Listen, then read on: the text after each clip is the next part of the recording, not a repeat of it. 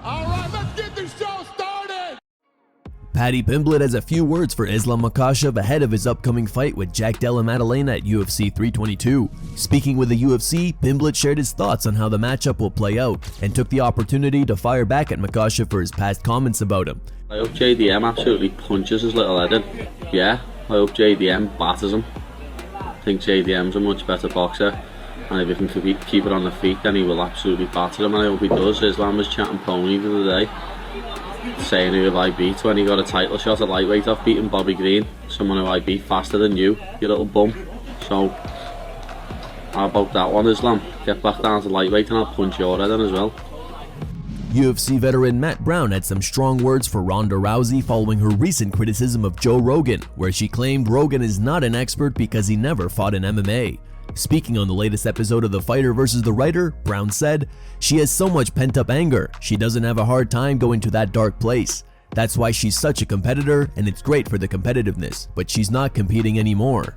At some point, we'd like to see her go meditate or go do a DMT trip or do a yoga retreat or something. Just relax. People don't hate you. I've said this before, we want to love her so bad. I think all of the fans, I'm kind of indifferent. I think most MMA people, media and stuff are indifferent, but the fans, they want to love her. She is the best person at shooting herself in the foot ever."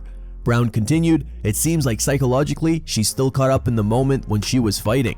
She's like, it's f***ing bullshit, I should have won. It's like she's still stuck in that moment. It's projecting, it's a tragedy. I hope she finds peace. That's the one thing we can say. I hope she finds peace in her life and accepts the way things are. You're going to die just like me one day, and people are going to remember something about you. Right now, the way that your road is going, Ronda, what people are going to remember is that you're a fucking sore loser." A war of words erupted between Jake Paul and Francis Ngannou after Ngannou turned down Paul's offer to step in on 2 weeks' notice to replace Gervonta Davis. The back and forth unfolded late Tuesday on X. Jake kicked things off with this tweet. "Dear Francis, just say you already got humiliated in boxing and are scared to lose to Jake Paul. I accept that. You are light work, my friend. Stuck in mud." Francis fired back writing, "Choose your words wisely, boy. I agree that you need someone to discipline you for what you did to Mike Tyson, but stay in your lane." Jake responded, "My lane helped your lane. I spoke up for you over and over again. No more. Look at yourself in the mirror. God don't like ugly. Maybe the truth is you are a fake holier-than-thou actor when it's always been just about you. Maybe use your platform to speak on the youth of your country. Posting a flag ain't it. Instead of doing TMZ interviews like a con man to talk about me. Reality check. I sleep you in boxing and John Jones doesn't." Francis concluded, "You did speak up for me in the past, but we are still not in the same lane. Grow up and don't fall so low." While Ngannou turned down Jake Paul's short notice offer, Nate Diaz says he's accepted the fight. He wrote, "Fight accepted, you're dead." Nate Diaz also said he was hurt against Jake Paul in their first fight. He wrote, "I was injured in this fight, but they trippin'. I still won this fight. It's all good though, most people don't know shit about boxing, I'll get it back." On the both, the Paul sisters see you fuckers soon. The upcoming Roadhouse 2 sequel from Amazon MGM has added several high-profile fighters to the cast, starring alongside Jake Gyllenhaal after the original remake featuring Conor McGregor scored huge numbers after debuting on Prime Video. In total, 6 professional fighters are joining the cast, including UFC stars Michael Chandler, Dustin Poirier, Michael Venom Page, and Stephen Wonderboy Thompson, as well as former UFC welterweight champion Tyron Woodley and Glory heavyweight kickboxing champion Rico Verhoeven. UFC veteran Jay Heron is also returning for the sequel after he made an appearance in the original playing a fighter named Jax Harris, who fights Gyllenhaal's character Dalton in some flashback scenes during the movie. The film also stars former WWE superstar Dave Bautista and Aldous Hodge. Coach Khabib wasn't too pleased with his team's performance in the gym today. In a new clip shared by aka Coach Javier Mendez, Khabib can be seen getting frustrated after some of his fighters struggled to execute an exercise correctly. 20. Who say ah? Only 40 seconds. I know you guys don't like me. 5. It's okay guys, it's okay. Tomorrow stay home. Roshma. 1, 2, 3. No. Show me how you cannot do. Don't do this. Show me exactly how you have to do. Go, show me. 1, 2. You guys see? Let's go, guys. 1, 2, 3. Even so, Khabib later showed that his ground game remains elite, even 5 years into retirement. Чемпион, tough enough. Черный пояс по бразильскому джиу-джитсу. О, как он засветился, Хайп, когда я снимать начал, прикинь. Черный пояс по бразильскому джиу-джитсу. Шамиль Шихшабеков. Ай, хорошо, попытка хорошая была. Продолжение. Переходим. Former UFC bantamweight champion Dominick Cruz has officially launched his own podcast titled Love and War, and his first guest was none other than his longtime rival, Urijah Faber. Despite their heated history, the two now share mutual respect. During the episode, Cruz even credited Faber for sparking the fire that fueled his career. You can watch the full episode on Dominick Cruz's official YouTube channel. The link is in the video description. I should have got your hand off my chin immediately. Yeah. That's what you need to be doing. And then I tried to flow over, but you had your leg over my back.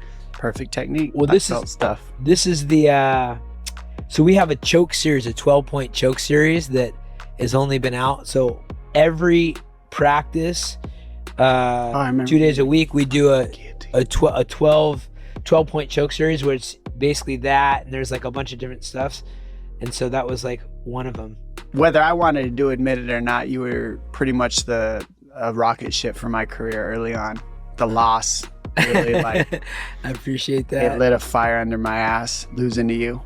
And so it's only fair that, you know, maybe we get you on the first podcast. Yeah, and here we are opening up with you. Yeah, we're winning together now. Win-win. Awesome. Which is wild. It's a win-win. And that's something I've been really focused on at this stage in my life now, is how, instead of making it like wrong and right, instead of just always trying to win, how do I create a win-win for the people around me? And that's something that's really important to me. UFC CEO Dana White is keeping a close eye on very serious allegations surrounding one of his fights this past weekend. Accusations of a fight being fixed have been the main talk of the MMA world in recent days, with the FBI launching an investigation into Yadier Del Valle versus Isaac Dulgarian, a fight that saw an odd and vast betting line movement hours before it happened. Dulgarian, a heavy favorite in the matchup, lost by first-round submission, the first stoppage loss of his career. Speaking to TMZ Sports, White revealed he received a sign that something was up before the bout, and the result itself only furthered the suspicion, which prompted him to take immediate action. He said, "Probably about 1 o'clock that day, we're with a company called IC360, and they are the best bet monitoring companies in the business. They reached out to us and they told us that there was some unusual action going on with that fight. Did we know anything? We didn't. So what we did was, we called the fighter and his lawyer and said, what's going on? There's some weird action going on in your bet. Some weird betting action going on with your fight. Are you injured? Do you owe anybody money? Has anybody approached you?" And the kid said, "No, absolutely not. I'm going to kill this guy." So we said, okay. The fight plays out and first round finish by rear naked choke. Literally, the first thing we did was call the FBI. So we called the FBI. I've met with the FBI twice today, so that's the whole thing. The suspicion of Del Valle versus Dulgarian potentially being fixed caused many to begin putting in doubt past results in the UFC.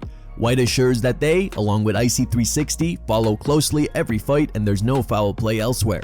Dana continued, "People are out there talking, oh, hundreds of fights are under investigation. It's total bullshit. Usual clickbait bullshit. IC360, our company, they monitor all of the betting. Like I said, they are the best in the business. There aren't hundreds of fights being investigated, all clickbait BS." White says the UFC and FBI will continue to monitor and investigate the situation. He sends a stern warning to any fighters or outside players on fight fixing. "If you try to do this, I've been very vocal and very open about this. We will be your worst enemy. We will immediately go after you, guns a-blazing, with the FBI and whoever else we need to get. We will do everything we can to make sure you go to prison." Later on his MMA show, Ariel Helwani revealed that he'd spoken with several fighters who told him they are 100% sure that fixed fights have taken place in the UFC. This isn't an Isaac Dulgarian story. This calls into question the integrity of a billion-dollar industry. I got a text last night which read, "Hey man, I saw you talking about people getting approached to throw fights. Wanted to chime in and say that, yeah, gamblers have approached me and I told them no. They offered me about 100K or so. It was a fight I ended up losing anyway, but there was no way I was going to compromise my integrity." Yeah, it's definitely something us fighters get approached with. I'm sure all of us have experienced it to some degree. I don't think Isaac Dulgarian is a bad person. he probably, based on his interviews, needed the money. If in fact he did something like this, allegedly. It is so easy to get to these guys and to prey on them. And quite frankly, I just have a hard time believing that more of this isn't happening, and it hasn't happened. I'm not talking about the failed attempts. I'm talking about, like, we have watched fixed fights. As we are speaking right now, I get a text. I can tell you a fight that I am 100% certain was thrown, and 2 others that were attempted. Oh, man. To me, that's scary. That's not good for the sport. Here are the top 3 memes found on the internet. Number 3 meme was posted by Robert. Number 2 meme was posted by More Put.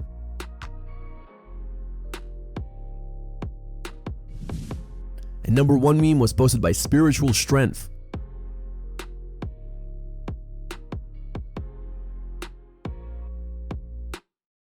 Thank you guys for watching. If you enjoyed the content, please give it a like and subscribe to the channel to stay updated with the latest MMA news.